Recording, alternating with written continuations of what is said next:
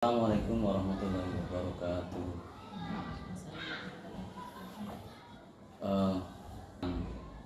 Eh, Pasca observasi bersama ini saya Haryanto, SKP angkatan 11 dari SDT Nabas. Saya nanti akan ditemani oleh rekan saya Ustaz Septi Ujianingsih sebagai guru yang telah saya observasi pada kegiatan supervisi akademik, dan saya juga ditemani oleh Ibu Anissa Mahfiro selaku pengajar praktek pada pendidikan guru penggerak angkatan 11. Bagaimana kabarnya nih Bu Anissa dan Ustazah Septi? Alhamdulillah, Sehat selalu lah ya. Baik, pasca observasi ini tujuan kita adalah ingin mengajak Usepti untuk berdiskusi kegiatan yang sudah Usepti laksanakan pada kegiatan observasi pembelajaran di kelas 6A atau 6 Sebelumnya saya menyampaikan beberapa hal yang sudah saya catat. Saya akan menanyakan beberapa hal terlebih dahulu. Boleh ya, Us? siap, boleh. Baik, untuk yang pertama, bagaimana perasaan Usepti terkait dengan kegiatan observasi kelas yang sudah berlangsung kemarin? Alhamdulillah, untuk observasi kelasnya sudah berjalan lancar, tapi ya memang agak sedikit tegang di awal-awal karena memang belum terbiasa ada yang ikut menilai menilai jalannya pembelajaran saya. Itu, Pak. Alhamdulillah, Usepti berarti sudah melakukannya dengan baik lah ya. Bisa diceritakan kembali terkait dengan proses pembelajaran yang kemarin dilakukan di dalam kelas?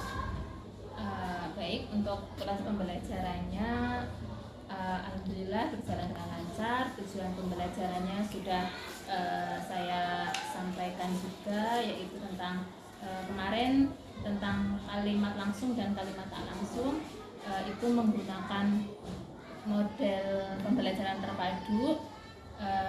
Di sana tujuannya itu anak dapat membuat kalimat langsung dan kalimat tak langsung. Baik. Kemudian untuk model pembelajarannya kemarin menggunakan model terpadu ya untuk melaksanakannya. Saya menggunakan model terpadu. Di situ ada tahap-tahapnya: telaah, eksplorasi, terus refleksi, rumuskan, terus presentasi, aplikasi, dunia, dan urut. Gitu. Untuk saya juga menggunakan pendekatan pembelajaran berdiferensiasi, di mana di situ ada diferensiasi konten, diferensiasi proses, dan berdiferensiasi produk. Di diferensiasi kontennya, saat pembelajaran itu anak menyaksikan video pembelajaran dan ada yang membaca teks. Kemudian di prosesnya saya membagi anak menjadi beberapa kelompok. Ada yang kelompok dengan profil belajar yang kinestetik, visual, dan auditori. Seperti itu. Terus produknya itu yang visual, anak membuat peta konsep tentang kalimat langsung dan kalimat tak langsung. Kemudian yang kinestetik, anak bermain peran dengan mengucapkan kalimat langsung dan tak langsung bagaimana. Yang auditori itu membuat percakapan tentang kalimat langsung dan kalimat tak langsung. Seperti itu. Baik. Untuk pertanyaan selanjutnya, terkait hambatan dari proses pembelajaran yang Usepti laksanakan kemarin, apakah ada hambatan yang terjadi? Hambatannya ada sih ya, Pak. Hambatannya itu tentu ada gitu. Yang pertama itu persiapannya itu karena anak-anak setelah pembelajaran, setelah istirahat itu kan pembelajaran tahfidz nggih, PTQ. Jadi untuk mempersiapkan anak-anak itu agak lumayan lama begitu. Terus kemudian juga di tengah-tengah itu tiba-tiba layar LCD-nya tidak muncul. Itu yang juga membuat saya panik begitu Pak di perjalanan itu, pembelajaran itu. Ya hambatannya itu Pak. Iya. Selain hal yang tadi terjadi tentang pergantian pelajaran dari semula PTQ tahfidz tadi dengan LCD yang juga mati, apakah ada hambatan lain tentang murid? Kemarin murid siswanya itu ini tidak lengkap, sebagian besar itu ada mengikuti pelatihan perkemahan yang di Semarang itu nggak Pak. Jadi yang biasanya full 25 itu hanya 15-an anak gitu yang ikut pembelajaran. Jadi rasanya itu berkurang, tidak seperti biasanya. Biasanya full itu. Jadi yang anak-anak yang biasanya aktif itu yang ikut kemah. Jadi yang di kelas itu anak-anak yang cenderung keaktifannya kurang gitu ya. Itu, Pak. Yang terjadi menurut Bu Septi, alasan apa dan mengapa bisa terjadi hambatan-hambatan itu?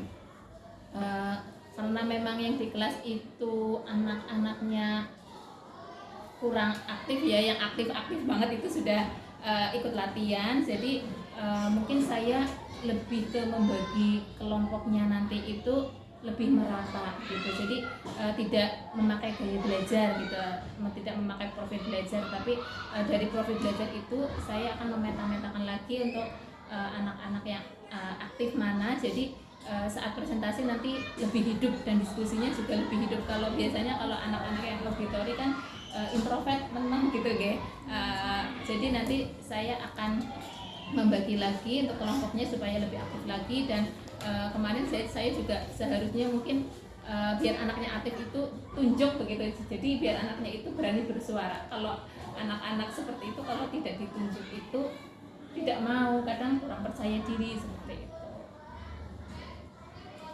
Baik, dari hambatan-hambatan yang terjadi, kira-kira solusi apa yang akan Ustazah Septi lakukan untuk mengurangi atau mencegah hambatan itu terjadi lagi? Baik, untuk teknisnya ya hambatan teknis tadi, mungkin saya akan menyiapkan untuk kedepannya, saya akan menyiapkan alternatif lain, kegiatan yang lain. Kalau memang LCD-nya mati kan itu LCD yang permanen ya Pak, yang sudah terpasang di atas. Jadi memang saya tidak mempersiapkan LCD yang lain begitu. Jadi saya akan mempersiapkan kegiatan alternatif yang lain seperti itu. Dan untuk yang anak-anak tadi yang kurang aktif ya itu tadi saya akan mungkin menunjuk secara langsung saja siapa bayinya ini yang suruh menjawab ini yang nanti yang disuruh menjawab yang soal nomor berapa seperti itu. Jadi nanti anak itu akan aktif dan mau menjawab. Baik, berarti Septi telah mencoba murid-murid agar semuanya aktif terlibat dalam pembelajaran dengan menunjuk siswanya ya, muridnya, supaya yang kurang aktif tadi itu termasuk hambatan-hambatan tadi yang disiapkan dengan persiapan yang matang untuk hambatan seperti tiba-tiba mati pada LCD-nya dan seterusnya. Baik. Kemudian kita kira-kira kapan Ustazah Septi akan memperbaiki hambatan-hambatan ini?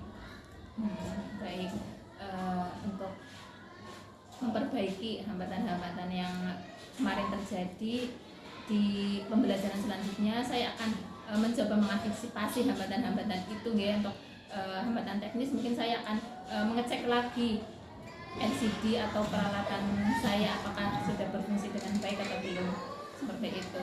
Kemudian untuk anak-anak saya akan yaitu membagi lagi menjadi kelompok-kelompok dengan gaya atau dengan kesehatan belajar, dengan nyanyi tidak hanya dengan gaya belajar. Insya Allah di pembelajaran selanjutnya Pak saya akan mulai melaksanakan itu. Baik, alhamdulillah Ustazah telah luar biasa sekali telah melaksanakan semua di waktu itu berdasarkan catatan diskusi kita saat kita berobservasi. Alhamdulillah semuanya sudah tampak dari tujuan strategi pembelajaran diferensiasi, kemudian modul pembelajaran dan evaluasi pembelajaran. Tapi memang ada beberapa hambatan yang terjadi selama proses pembelajaran. Dan alhamdulillah solusi ini juga luar biasa oleh Usepti dari SD sendiri. Dan saya harap rencana perbaikan tadi dapat terlaksana dengan baik sehingga membantu kegiatan pembelajaran Usepti bisa lebih baik lagi dan mendukung untuk memaksimalkan potensi murid dan tentunya berpusat lebihnya pada murid. Saya kira cukup pertanyaan saya yang saya tanyakan kepada Usepti. Terima kasih banyak karena Usepti sudah bersedia untuk saya observasi. Terima kasih sama